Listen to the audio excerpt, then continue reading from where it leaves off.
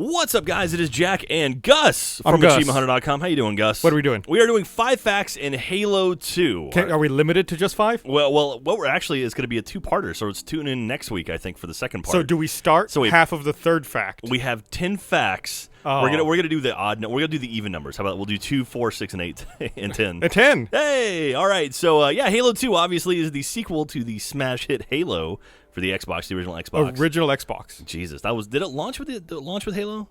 Original Xbox, launched with Halo, and then Halo 2 came out later. Okay, yeah. I remember when Halo 2 came out because I saw commercials everywhere for that damn game. I wonder what the marketing budget was for that thing. It was crazy. It was like you would see that all the time. That's the one where the drop pod, Master Chief comes out, he's holding the grenade, and Cortana says, "Bet you can't stick it."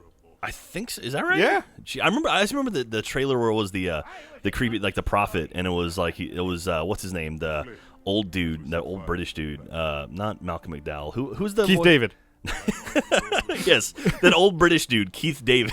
Keith David, he was the voice of the Arbiter, right? No, it was the Keith David's voice of the Arbiter, but no, the prophet. Who was it? It was the Jesus Christ. He was in a Harry Potter film.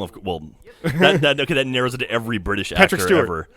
Sure, it was Patrick Stewart. I don't know. That's that guy's This name. is great 5 facts. All right. A wonderful start. All right, let's get into the facts video. now. Okay, so this will be fact number 2. No, not really. All right, Halo 2 received approximately 1.5 million U.S. pre-orders, making it an Xbox Platinum hit before it was even released. Bonus fact, the game made $125 million within 24 hours of release. I guess that's a lot of money. Holy shit. What did Titanic make? Or no, not Titanic. Was it Spider-Man, I think, made something like $115 million, and that was the biggest movie of all time. Right? Yeah, I think or that for got a long time. Dark Knight, right? Yeah. Or Dark Knight beat that, I think. But yeah, I mean that's a ridiculous super mega blockbuster weekend for a movie. Yeah, any movie would be like, holy crap, this is amazing. This is like a top 10, and now that's like, okay, we've done that multiple times now for video games.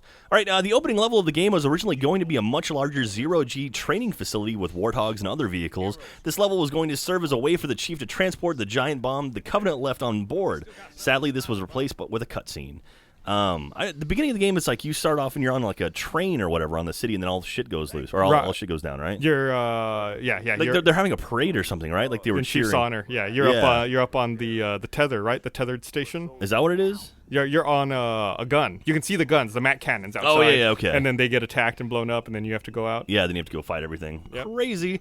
Originally, there were supposed to be several different kinds of Warthogs for players to use throughout the game before they were cut. Included in the list of Warthog varieties was an Arctic model, which was included in the Avalanche DLC for Halo 3, and a small transport ATV, which would later become the Mongoose in Halo 3. So that's kind of cool. I remember seeing that concept art in some of those models. Oh, really? And, yeah. I think they were all over the place when the game came out. And I was really disappointed they didn't make it into the game, but it was awesome to see them finally come back later. I remember that E3 where they showed off Halo 2 for the first time, and I remember when the guy boarded a Ghost, and people lost their shit, and then he like dual wielded, and everyone's like, "Oh my god, dual wielding!" And they actually cut dual wielding, didn't they? I don't think you can do it anymore. No. Yeah, but anyway, all right, number 4. There are 21,090 lines of dialogue in Halo 2, most of which are randomly triggered throughout combat, of course.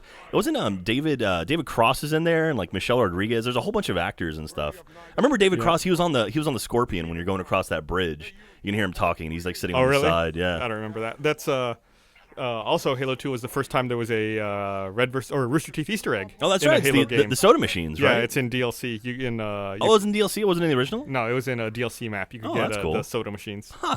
I remember those things popping up. I've seen images of those recently. Actually. Turf, I want to say is what the Turf was. What the map was called. Welcome to Turf. And last but not least, the PC version of Halo 2 was delayed because of a picture of a man mooning the camera was found in one of the .ass error reports. It was one of the developers. That's right. Yeah, because someone was able to go through and actually find the image within the code and stuff. But yep. That's a wacky developers for you. But anyway, this is Halo 2 5 Facts Part 1. Stay tuned next week for the odd numbers, and we'll get back to you. Shouldn't this be 10 facts? Something like that. Show me the 5 facts.